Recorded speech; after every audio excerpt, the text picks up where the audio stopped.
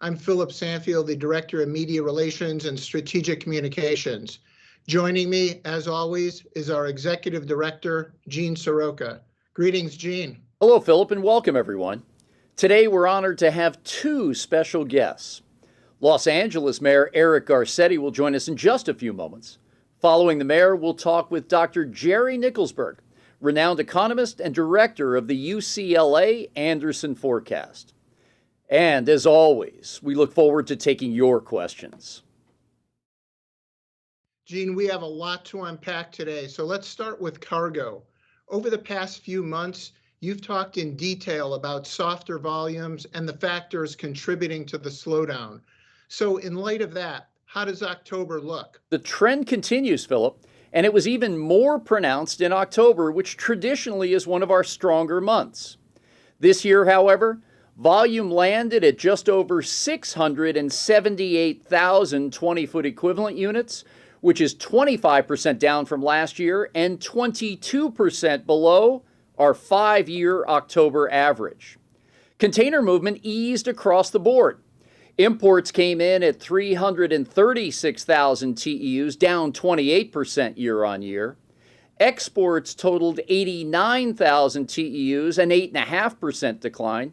And empties landed at 252,000 TEUs, a 25% drop compared to last October. In all, it's the lowest October volume we've handled since 2009. Yet, year to date, we're tracking at 8.5 million TEUs, which is only about 6% off our last year's running all-time record. That said, there are three basic factors for this steep decline.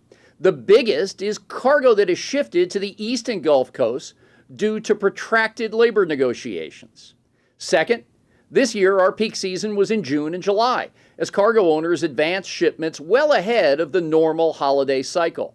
And third, we saw an increase in durable purchases during COVID, like appliances and furniture. But consumers just don't buy those types of products every year.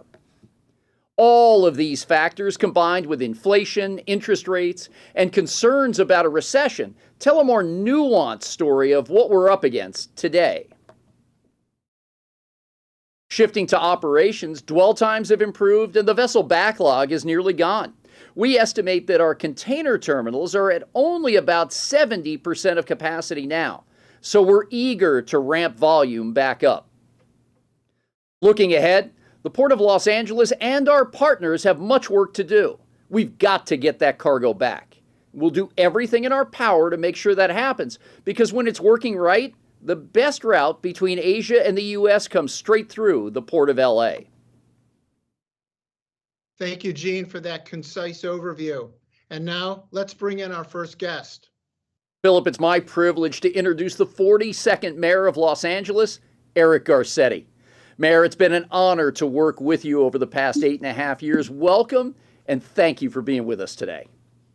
You bet, Gene. Great to be with you. And Philip and Jerry, thank you for having me. It has also been one of the most interesting, wildest rides in the last 9.5 years as chief executive of this city and overseeing the port. But I think we've made tremendous strides to make this a more productive, more efficient, and greener port. So I'm looking forward to a little discussion with you and happy to answer questions that any of the members of the press may have too. But thanks for the honor of inviting me to be with you today. Great, Mayor. And you made it clear when I first arrived here in LA that you wanted to put the business back in the port and everything else that goes along with it. Creating jobs, sustainability, community work, all of this in your back to basics plan for the city. What are your thoughts on where we stand today and, more importantly, where this port is headed into the future? Well, Gene, the years tell us things that the days cannot see. And I think now I always told my team from day one, make decisions today embodying your future backwards looking self. In other words, 10 years from now, look back at the decision you're making today. And it's almost been 10 years. So I'm almost that person now looking back at that decision. And when we christened a new ship together and you were still in the private sector, I knew I had found my guy when we had the chance to bring you and convince you to come to the port. I really wanted somebody who understood the business of shipping and the business of port operation.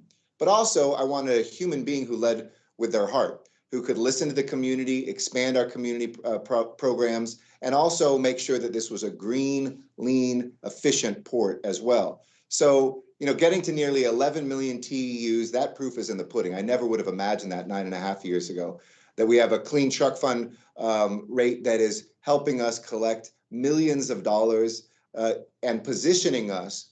Just yesterday, when we signed the MOU, for instance, with JETRO, which is the Japanese trade organization and ministry, we are looking at the ways that we can lead not just for Los Angeles and Long Beach, but lead for the world, the innovation in technology, efficiency, and get us moving forward with making sure we create and expand the jobs that depend on the port and that are in the port directly. So I'm very bullish on the Port of Los Angeles. We've got to get a good contract soon.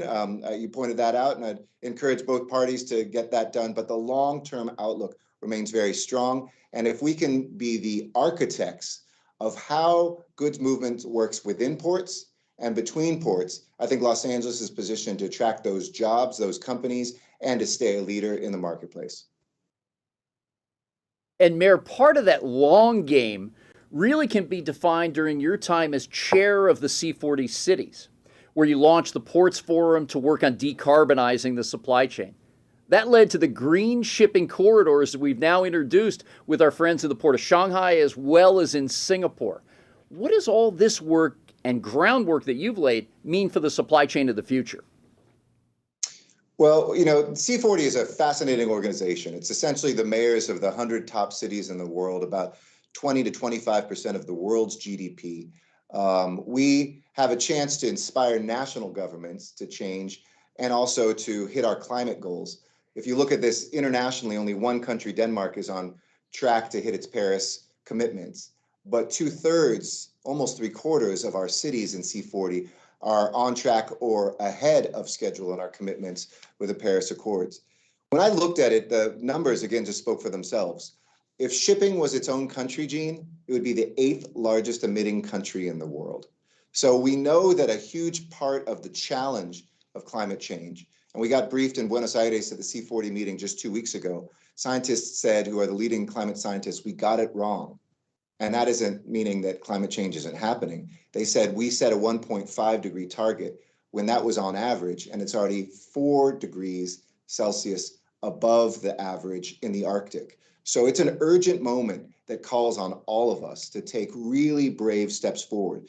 It might seem expensive, but the long-term cost of living cheaper today and continuing to move goods the way that we do is going to dwarf in expense anything that you think you can save here today. $500 billion just in claims in insurance last year from disasters that are linked to climate change. So the C40 Green Ports Forum was something that I launched in order to make sure ports started talking to each other. And the subnational level, I think, can be the most effective level of diplomacy quite often and inspire international action between nations. As you mentioned, at a time when the US and China weren't really talking about much, we got Shanghai and LA to start together to say, this transcends politics, this transcends national rivalries. This is something we must do. And that was announced a couple of years ago. And thanks to you, we now have a green and digital shipping corridor with Singapore, just announced this past month.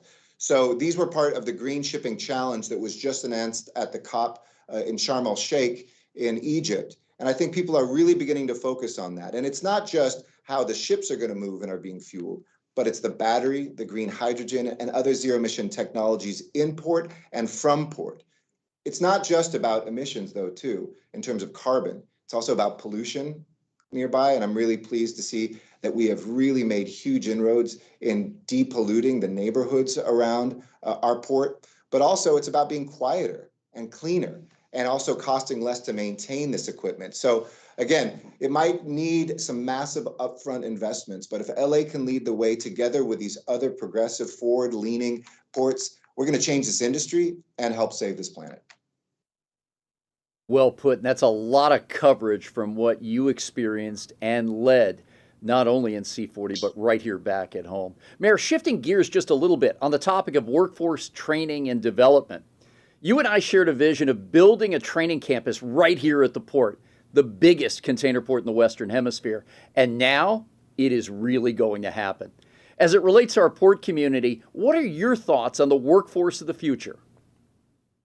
You know, I've loved working with the workforce out there, getting to know our longshore workers and getting to know the folks that are part of the trucking industry and the logistics supply chain industry, as well as the companies that really run all of this. It's a fascinating place. A dean of a business school recently said, we couldn't get anybody to focus on supply chain. It was like the last place students wanted to go. And now it's the sexiest place where all the top students are focused, because when they saw that backlog and they saw what happened in the pandemic, suddenly people understand how critical the supply chain is, from production and diversification of production to the transportation and distribution.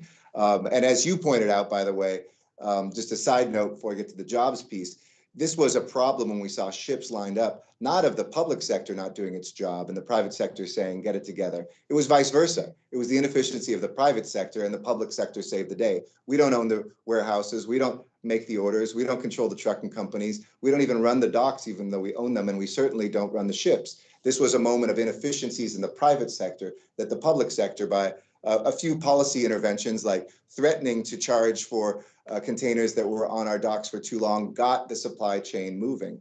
Similarly, jobs are going to be changing and transforming too. That's really the story of shipping, from the old days when there were nets and cranes to the more automated and mechanized containers that we have. My goal was to make sure that we continued to net new jobs, both in the port and from the port. And we're so grateful for Governor Newsom and our state legislature putting $110 million into what you and I envision, this Good Movement Workforce Training Campus. We hope the feds, and there's been cabinet secretary after cabinet secretary, vice president and president, will also chip in some to help us make sure that we match those high-tech jobs with people today who might be working on the docks.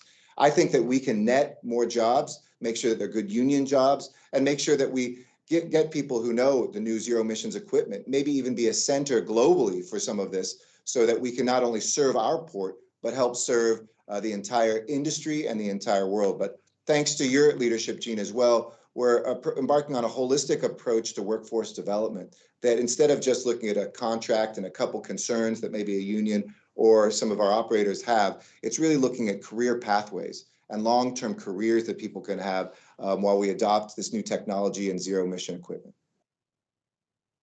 A great review, Mayor. And what we've seen over the past 25 months with a peak season month every month is that you don't have time to do that maintenance on the equipment. You don't have time to train folks on the ground. They're thrown right into the mix to handle all this cargo. Now we have the opportunity to step up our preventative maintenance, upskill and reskill our workers for that latest technology that's going to be on the ground, and then make sure we have that workforce of the future. So this is vital to all of us, as you well said. Last question from me, Mayor. During our time together, the port has been through an ongoing trade war, labor negotiations up and down, COVID-19, and for some time now, the global supply chain disruptions that we've witnessed. And you've jumped right into these and other issues. Pull back the curtain for just a moment and tell us what your mindset was on the business side, getting involved in all these high-stake areas to develop success for all parties.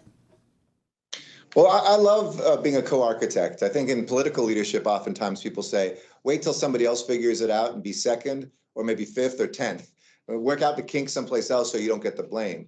I kind of have the opposite philosophy. I'd rather fail forward. I'd rather be a co-architect. I'd rather take risks and see things. During the pandemic, that was my leadership style. And when people said, don't do that, we'll be the first city to test people without symptoms, I said, look, if we screw it up, we'll fix it tomorrow. But I'd rather be at the front of the line rather than waiting and passive. Los Angeles is really a leader when it comes to the ports, not just for ourselves, but across the country and throughout the world. It's why we jumped into labor negotiations when last time there was a threat of our entire national economy being slowed down by impending strike. President Obama called on us to go up to San Francisco, and as the largest landlord, we had leverage on both sides for longshore workers and for those terminal operators. And I think that your great work, you stayed there many days after I kind of laid down the law, and then Secretary Tom Perez and Penny Pritzker did. And you really had that respect of both parties. And it's one thing that I want to publicly say. He didn't cue this up. I don't have this written down, but Gene Seroka has been a really trusted person by all sides when it comes to this work. And I think, with bold action that we've been able to take, whether it's protecting our longshore workers so they could work during the pandemic, whether it's making sure that we listen to the fears of automation and see what we can do to net new jobs, we always listen. And I think you can't dismiss people's fears. Oftentimes, the private sector will say, well, labor is an impediment. They just want to slow things down. They want to milk out more prosperity for themselves, which, by the way, who should fault anybody trying to survive in our economy and trying to get decent wages? On the flip side, sometimes labor says, well, capital only wants to get as much out of us as they can, pay us as little as possible. When really, when you listen to both sides, there's a ton of good faith and common ground in what will be a rapidly changing world. My lessons during the pandemic were you've got to accelerate, and I want us to continue to lead. My message to my successor is get involved in the port and accelerate the innovation, accelerate the environmental work, accelerate the job training, and accelerate the leadership by marketing this port as a place that business needs to be. Second is collaborate. Bring in new partners that you've never worked with in your entire life, whether it's community partners, whether it's technology partners like the folks we were with yesterday, taking risks on green hydrogen, collaborate. And third is make sure that you innovate. Don't be afraid, and I've made this point, by doing something new. And fourth is communicate. I love that you've been doing these press conferences. It's a real honor to be here and to speak not only to the stakeholders that listen in, but also to our press that covers this. Because if you're not communicating what you're doing, you're not getting to where you need to be. And keep an eye on the future. I think this Workforce Training Center is going to be an example, not just for us, but for the entire industry. And I hope that the technologies that we are piloting, no pun intended, will be the ones that change LA port for the better, but also this entire world. So the 4 8s, I call them, accelerate, innovate, collaborate, communicate. That really says it all. And as you've noticed throughout this pandemic, the consumers' buying surge and everything that's gone on within the supply chain, it's been that workforce that's been on the job every day. And whether it was us getting the PPE to them when we didn't know how this virus was going to spread, or folks that were on the job every day going home to families at night who needed protection, to our farm workers up through the Central Valley, it was all about that workforce. And in my view, and I know you share this, they shined more than ever before. Yep. Thanks, Mayor. Philip, let's take a Thank couple you. of questions from the media. Yes, thank you, Gene. And to our journalists, if you have any questions that you'd like to ask, we have a few that have come in already. Please use the Q&A box at the bottom of your screen and include your name and affiliation. The first question is from Donna Littlejohn from the Southern California News Group. Mayor, looking back at your 2 terms, what do you view as your most significant accomplishment, and what do you wish that you would have gotten done that hasn't happened?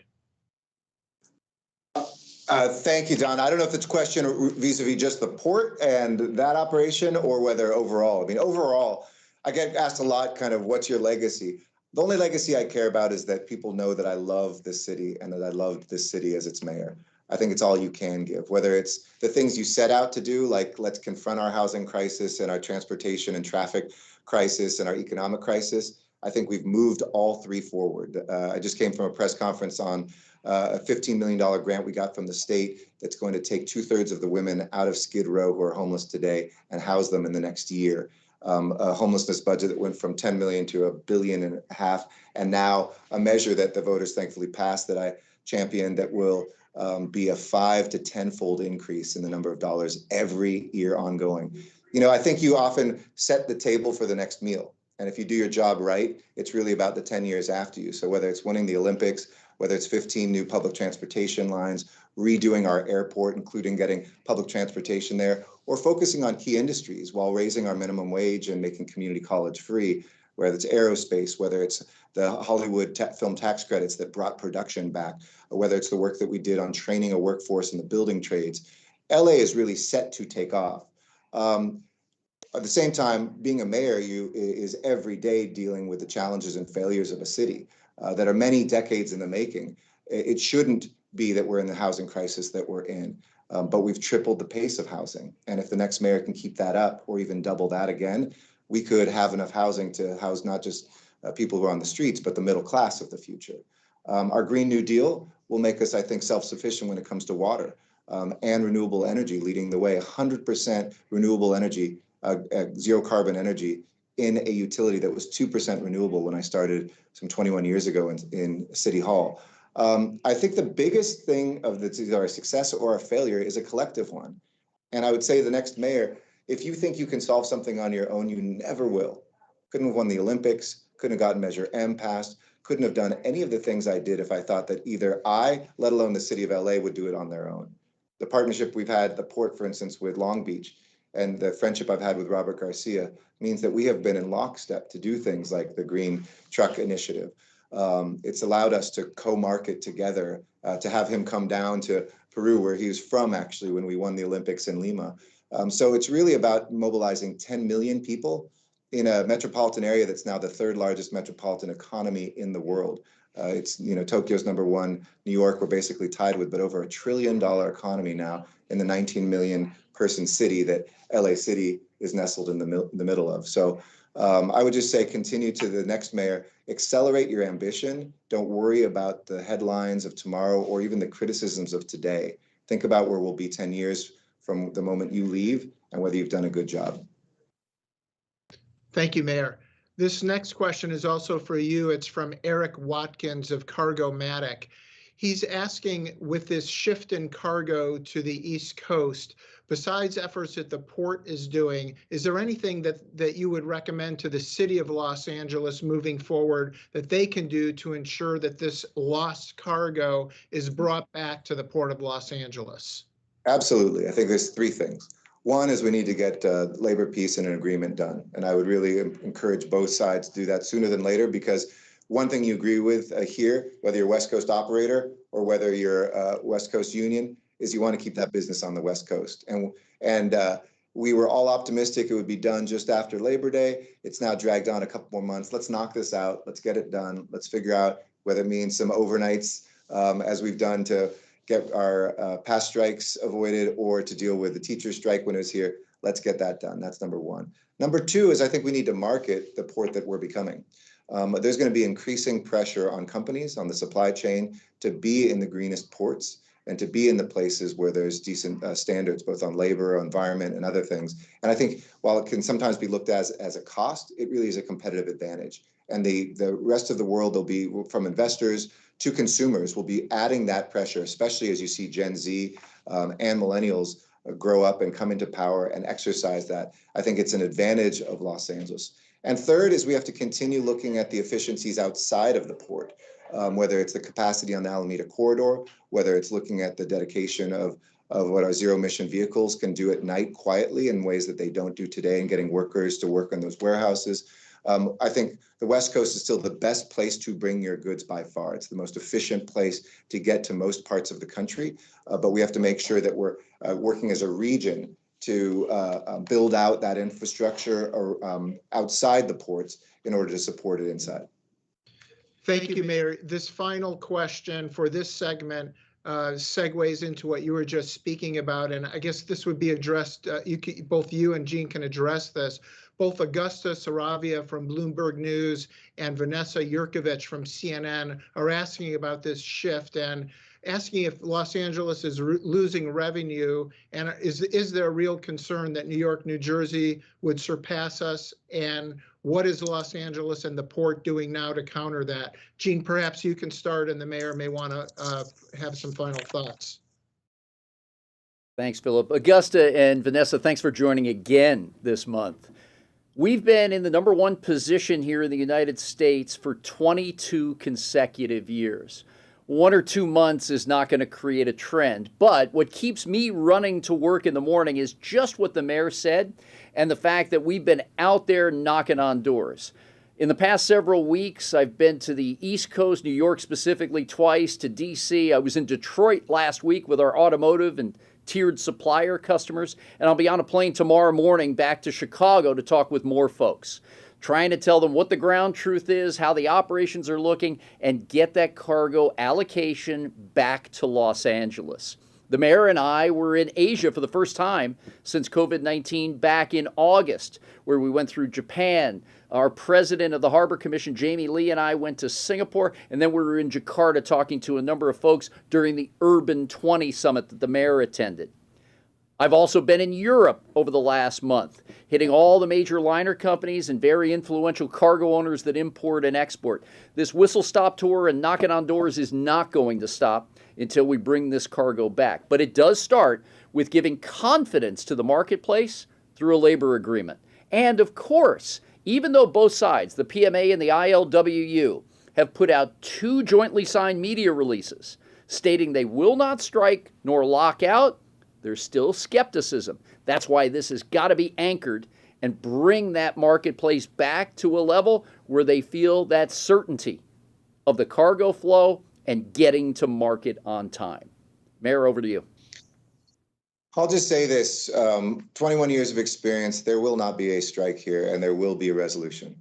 I know the players, I know their hearts. I know they've got some, issues that are worked out and it can sometimes seem dramatic at the end, but I have great confidence in them. And I don't just say that as somebody trying to market this. I don't say this is somebody who's just trying to wish for the best. I've witnessed that, and the disagreements or any distance or remaining issues are so much more minor than past years when we've been able to resolve. So I have, deep confidence that if you're banking and booking Los Angeles, banking on and booking Los Angeles, that you will confidently get your cargo moved. It's a better place to be. It's closer, it's fewer emissions, it's going to be more efficient. You can market it as greener. It's the greenest port right now that we have in this country and will continue to be. And so I would, if I were making medium-term booking and long-term booking agreements, I would be in Los Angeles. It is the best place to be, and I'm confident that we will stay number 1. Great punctuation, Mayor. We know you need to run. Thank you so much for your time today, and more importantly, thank you as well. And more importantly, Mayor, for your commitment to public service and all Angelenos. On behalf of everyone here at the Port of Los Angeles, thank you. Thank you. Appreciate you, Gene. Thanks, Jerry. Philip, see you soon.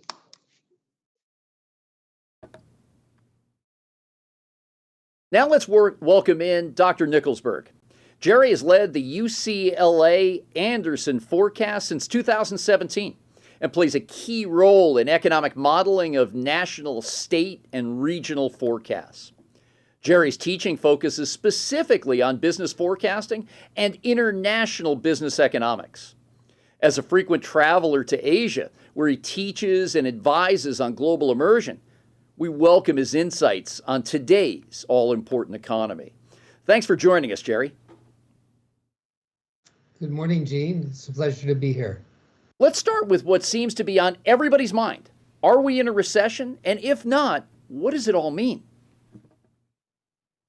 So that's a great question. We have the first 2 quarters of 2 had GDP declining. So there were 2 negative quarters, and many people said, well, we're in a recession because that defines a recession. But it does not define a recession. We are decidedly not in one.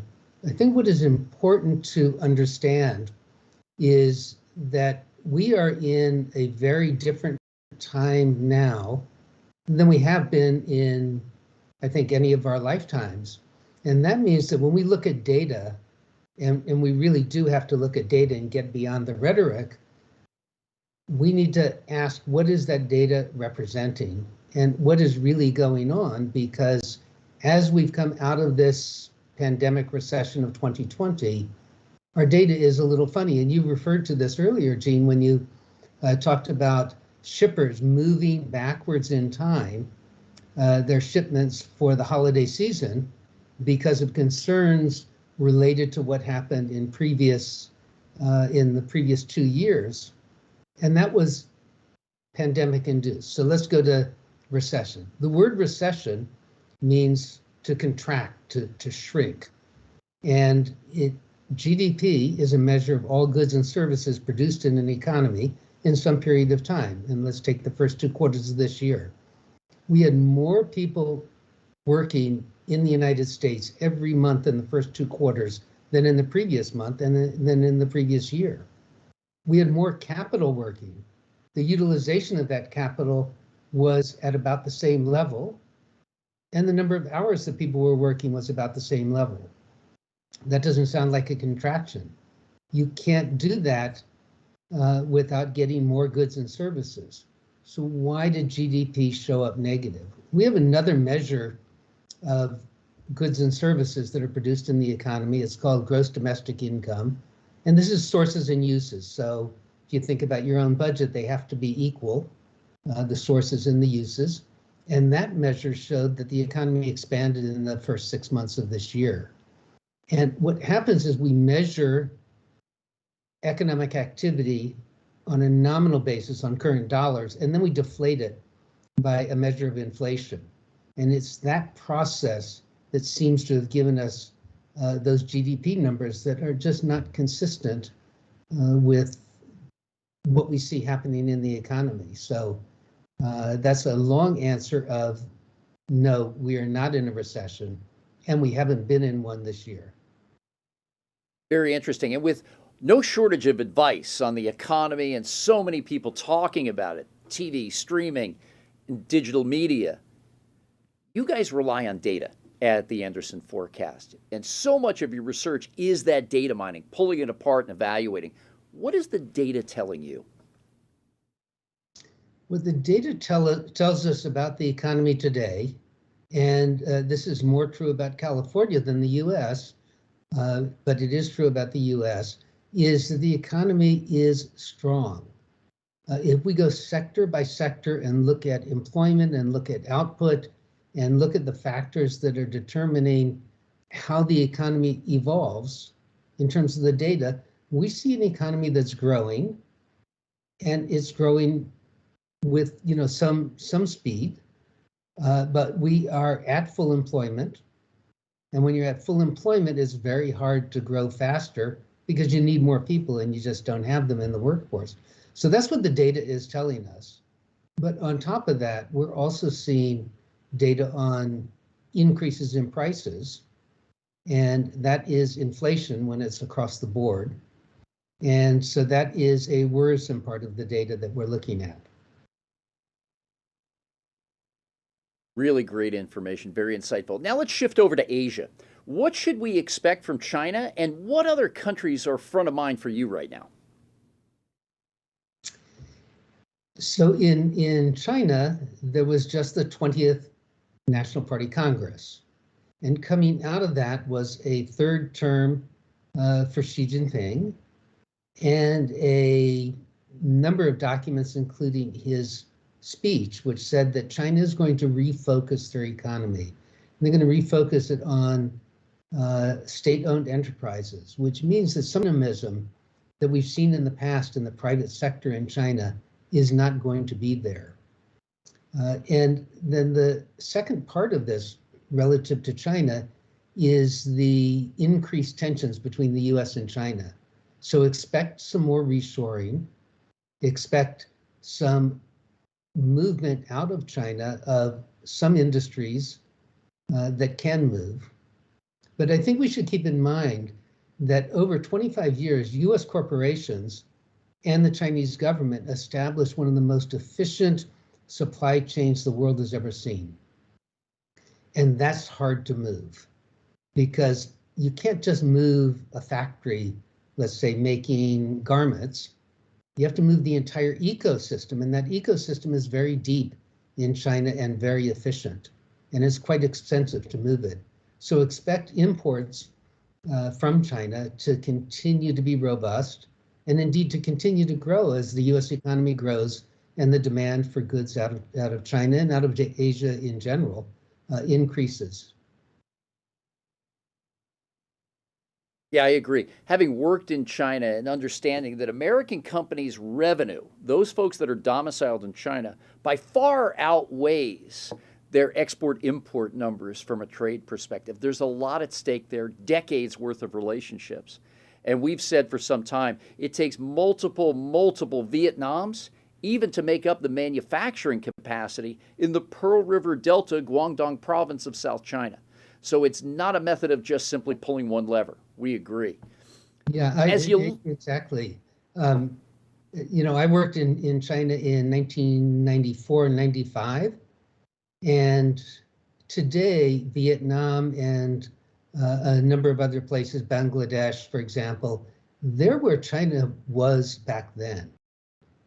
And so they have a long ways to go before they can make a significant dent in this very efficient supply chain that's been set up over the last 25 years in China. Agreed. And similar to my next topic, Keely Webster from Bondbuyer also wants to know, given the current economy, what do you see as the impact on consumer spending going forward, knowing that it's been relatively flat over the past 3 and 4 months and still elevated compared to 2019, and what that impact is going to mean on the consumers and downline to the supply chain?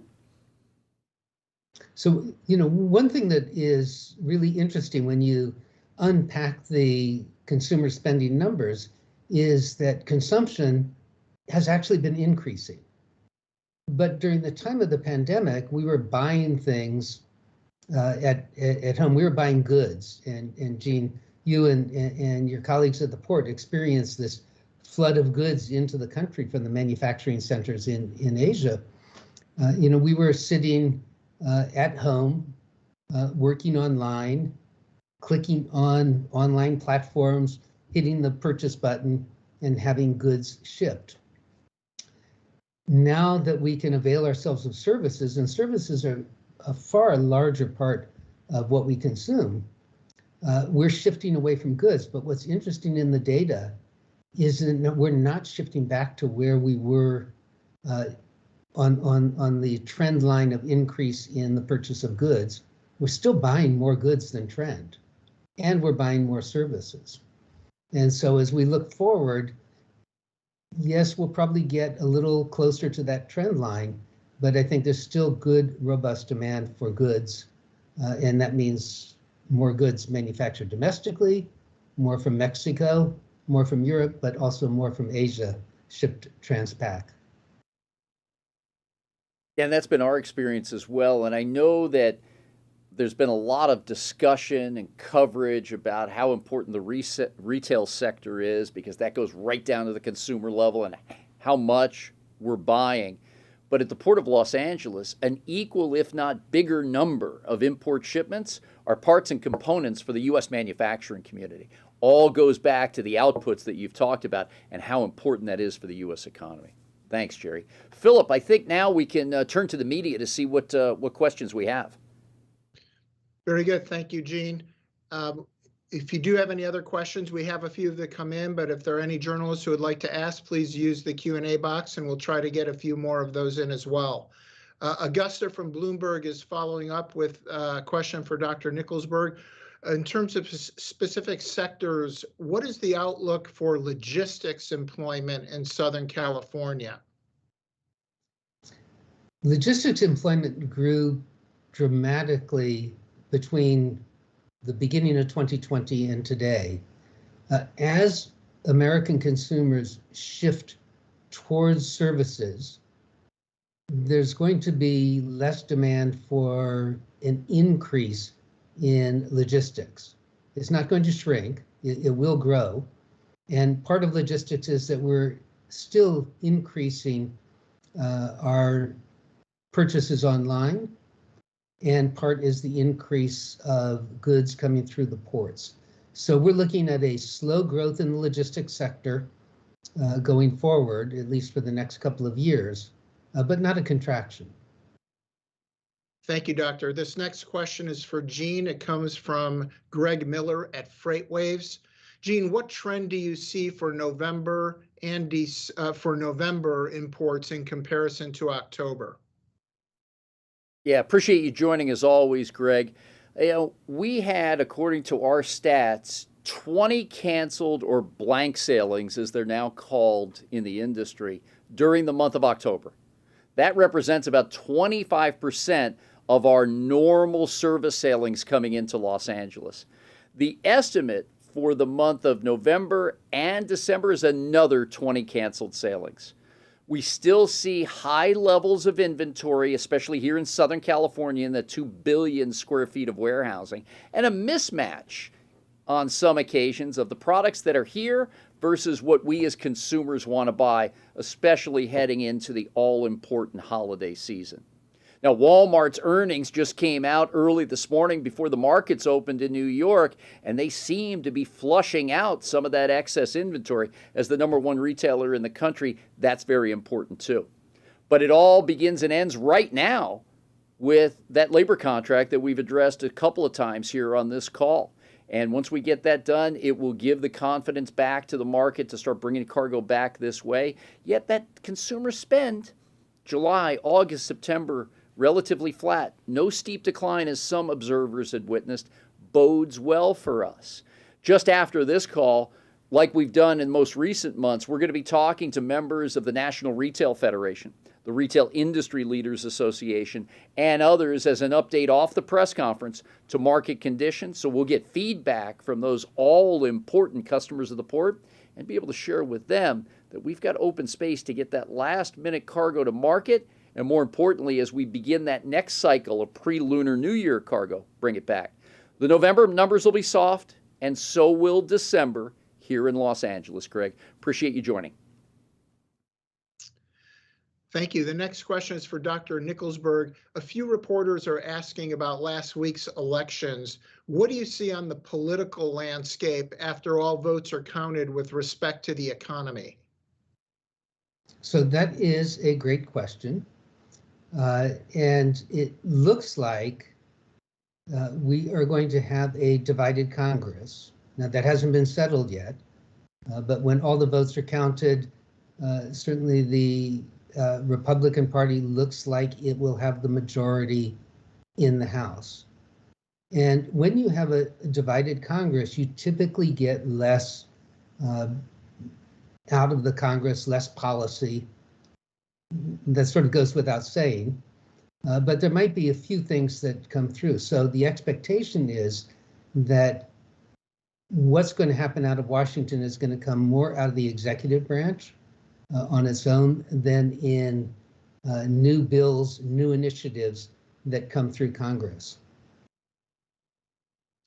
Very good, thank you. Gene, a quick follow-up from Paul Berger regarding your comments on blank sailings. He wanted to clarify, is the 20 blank sailings in November and December, or 20 blank sailings in November and 20 more for December? For the months of November and December combined, we're estimating an additional 20 blank sailings, 20 total over the final 2 months of the year, Paul. Thanks for calling in. Thank you. Gene, Dan Ronan at Transport Topics is asking about the PMA ILWU talks. He said that things have been very quiet. Any updates on that front that you can share? Yeah, Dan, good to hear from you as always. And they've been very quiet for a reason. Both sides agreed back in the springtime that once they got to the table, there'd be a blackout on talking outside of that negotiating room. And for the most part, except a couple of articles with unnamed sources, both sides have held to that commitment. They didn't want to negotiate in public or in the media, sticking with the experts and those savvy negotiators at the table to work through the issues. Our tradition in this industry has been relatively lengthy negotiations because collective bargaining is hard. We not only as an industry and the negotiators at the table have to consider these important coast-wide issues for this massive collective bargaining agreement that could be anywhere between 3 and 6 years in duration, but we've also got 29 ports of local supplements to negotiate on the ground between leaders of both the Employers Association and our local presidents at each one of those ports. It takes time. And although it's gone on longer than many of us like, I believe the negotiators will tell you the same. It's hard work, but it's got to get done right. And at this juncture, everyone sees the cargo that's been shifted to the East and Gulf Coast. We've got dozens of vessels off ports in the Gulf Coast, the South Atlantic, and even up to the New York and New Jersey area.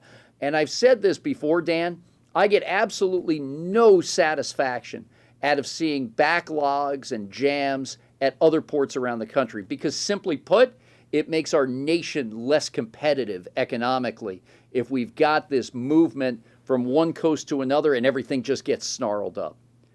I've been talking with both parties, ongoing basis. These relationships date back decades. Everyone knows the stakes.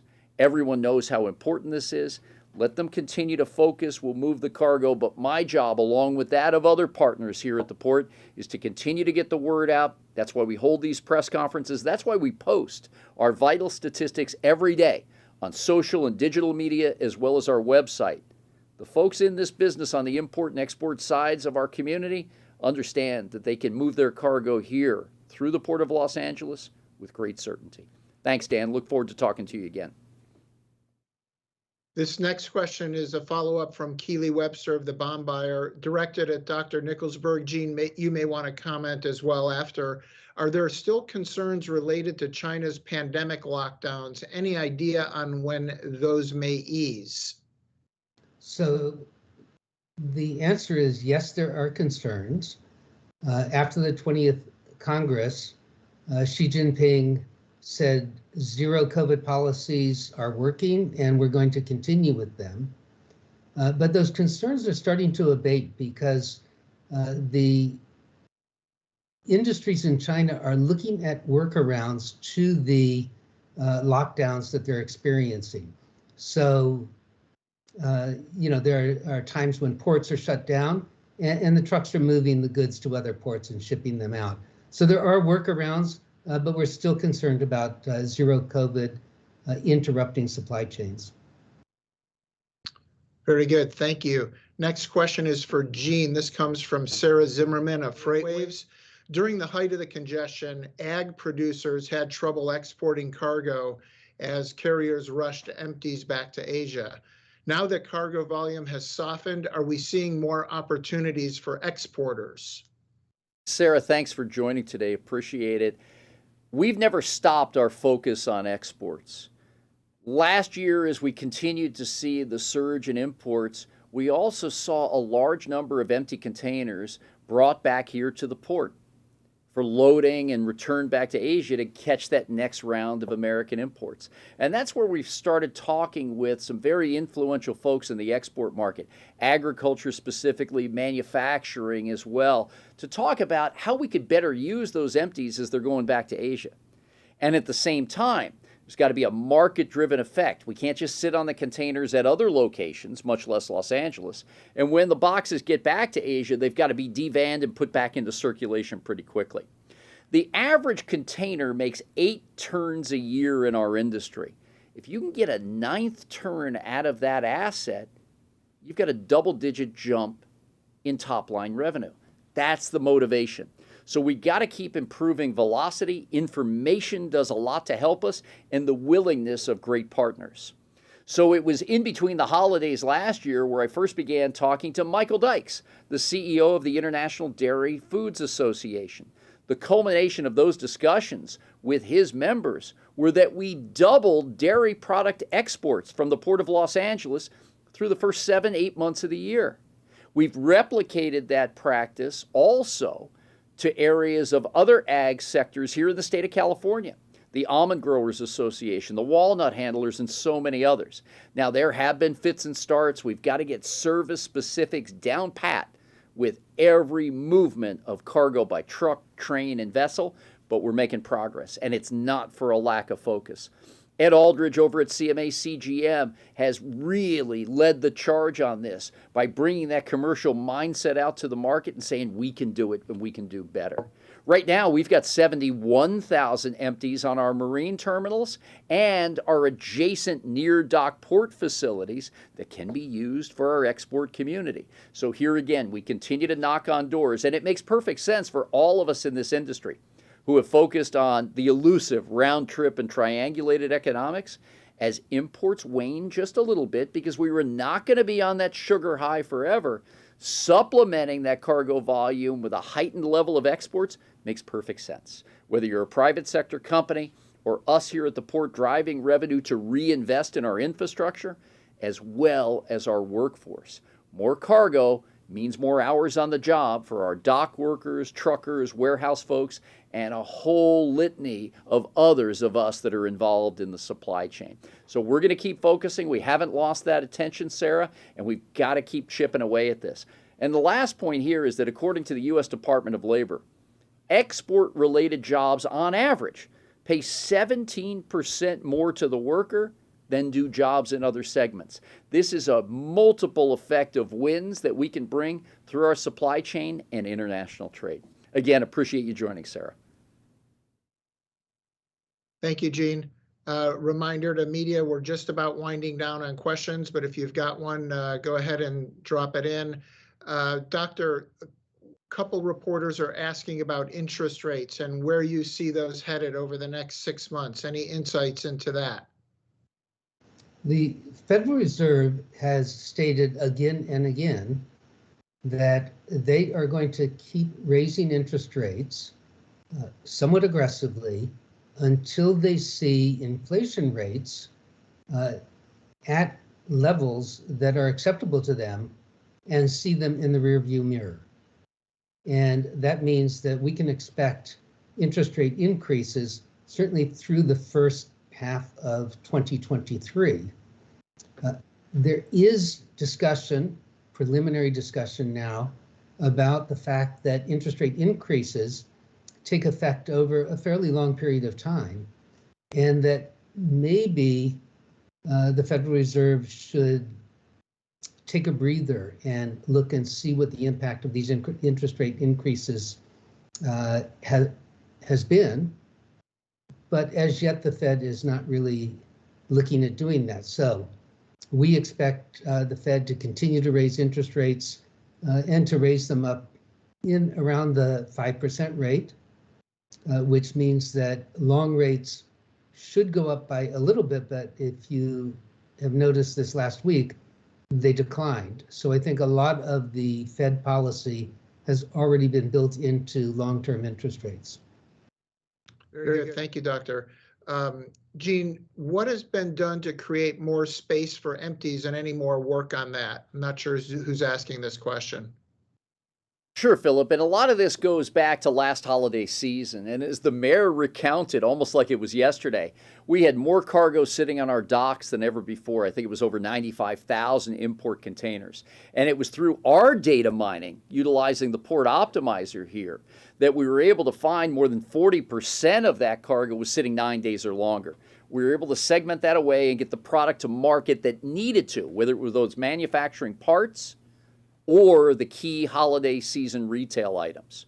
And every action has an equal and opposite reaction.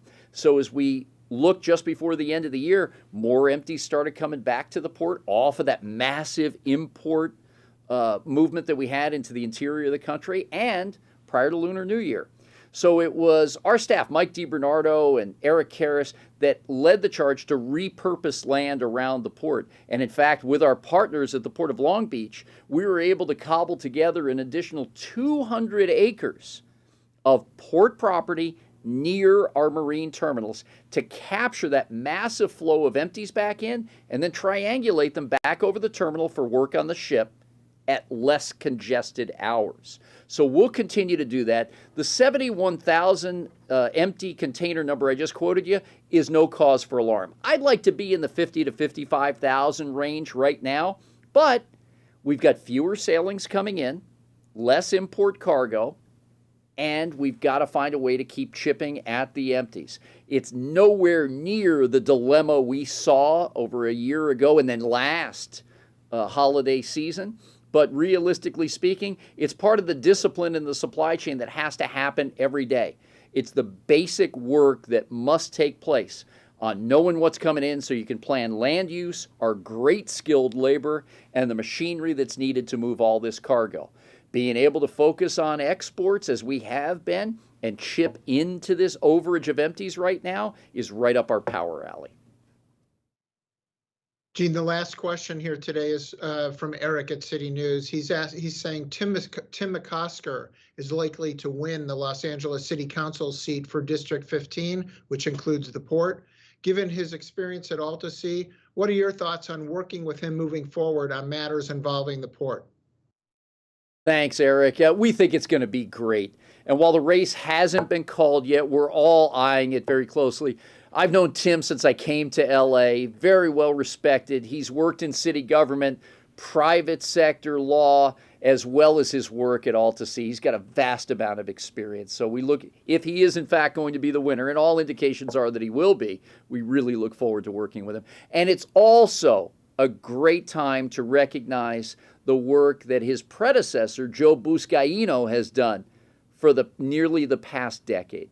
Joe became just an advocate for the port and an ardent supporter of what we're doing. He led our charge on rebuilding and redefining our Los Angeles waterfront, and through his chair position on the Trade, Transportation, and Tourism Committee of City Council, he heard, along with Councilmen Bonin and Lee, most of the port issues in the public process as they were getting prepared to go to full City Council. So he's been a great supporter, but a watchful eye of this port and community, and was one of the early architects of working on the Public Access Investment Plan, still one of our nation's first in investing port-driven revenues into that waterfront plan, where we committed 10% of our operating income so that if the port is successful, the community is successful. And when that community is successful, this port can thrive.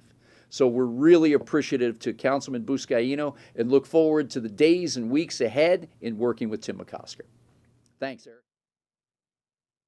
That concludes today's questions. Back to you, Gene, for closing thoughts. Thank you, Philip. And Jerry, thanks so much for sharing your expertise today. We all appreciate the important work that the UCLA Anderson Forecast team is doing. Thank you. Pleasure to be here.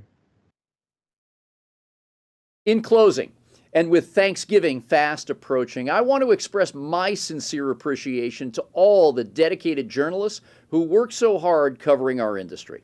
I've been fortunate to meet and work with many of you, and I'm always impressed by your professionalism and your journalistic integrity.